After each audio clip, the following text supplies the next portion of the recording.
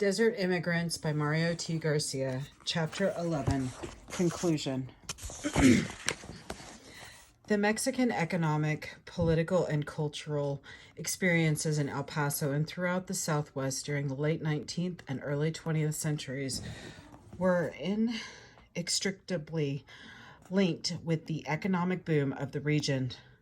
Indeed, material growth continued until 1929, and as a result, more than 500,000 Mexicans immigrated to the United States during the Roaring Twenties. Those who arrived in El Paso, however, no longer entered in an instant city, unquote, but a more established American border metropolis.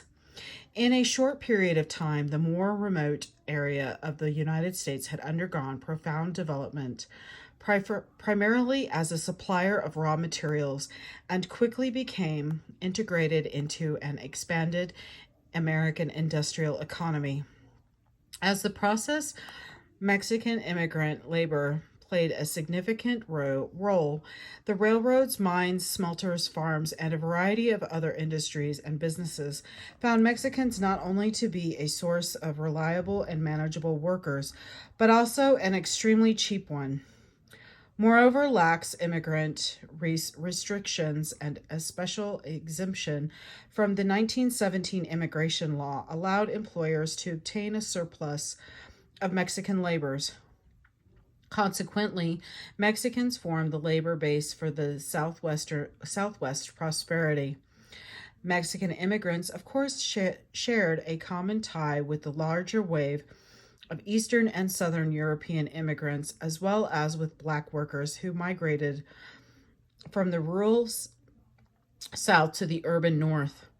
Despite racial and cultural differences, these mass movements of diverse people resulted from economic dislocation in their homelands and the availability of employment in the United States.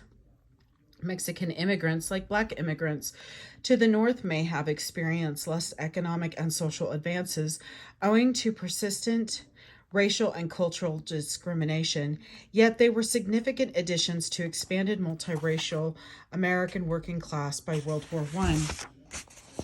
European immigrants, Mexicans, and Blacks represented a major factor in industrial stability and prosperity. Although heavily concentrated in one particular region of the United States, the Mexican immigrant worker proved to be part of a wider historical process. As an important center of southwestern development of El Paso grew to be the largest city in West Texas, New Mexico, Arizona, and northern Mexico. In addition, owing to its location on the border and its railroad network, El Paso served as the major labor market for the area. Besides supplying Mexican workers to industries throughout the Southwest, El Paso profitably used its own vast pool of Mexican labor. Employers in the city hired Mexicans in numerous unskilled, semi-skilled, and even some skilled occupations in almost every significant business in the city. Notwithstanding a popular view of El Paso as a cowboy town on the border, the city became one of the most prominent railroad mining, commercial, and ranching locations in the Southwest and West. In this expansion, the labor of Mexicans, both men and women, became indispensable. While economic development and cheap labor constitute one basic theme of the Mexican saga in El Paso, the exploitable condition of the Mexican immigrant forms another. Like other immigrants to the United States at the time, the Mexicans believed they would reside only temporarily in the United States.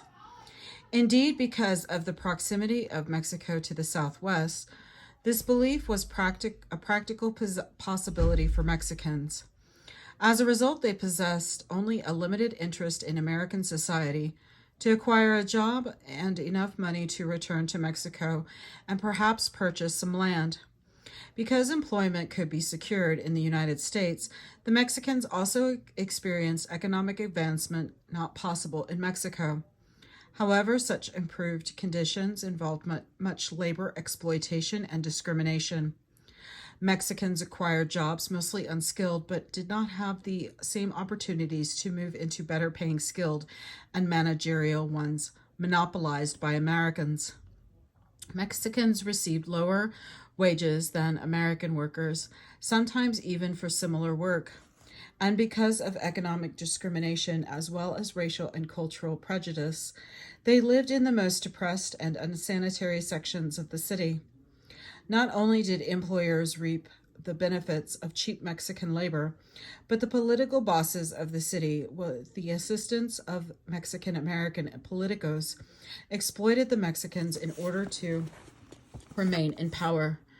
In return, the Mexicans received few economic or political benefits, representing perhaps the most essential factor in the growth of El Paso.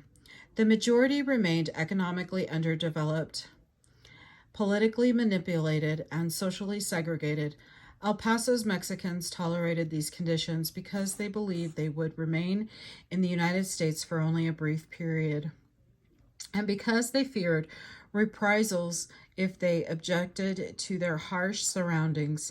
Some Mexicans did resort to strikes as an expression of discontent, but most Mexicans shielded away from such activity and saw no reason for these radical manifestations. Accommodation rather than resistance characterized the Mexican immigrant experience. Moreover, they adjusted their cultural habits to better serve themselves in a more modernized and urban society. Although they retained many Mexican cultural traditions, they also underwent a degree of Americanization due to the influences of the schools, the churches, and their new material and recreational interests. The retention of familiar lifestyles plus the acceptance of new influences helped Mexicans adjust to what they hoped would be a short stay.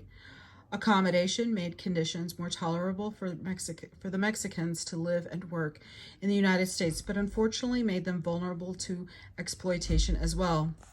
By 1920, the Mexicans of El Paso had grown to more than half the city's total population of almost 80,000 and probably closer to 100,000. 10 years later, both Los Angeles and San Antonio would contain more Mexicans than El Paso. Yet this border city represented not only one of the first major urban concentrations of Mexican immigrants in the United States, but more significantly, the only metropolitan area in the Southwest and with a Mexican majority. According to the 1930 census, the total Mexican population of El Paso stood at 58,291, or 56.9% of the entire community, and this did not include Mexicans and American citizenship.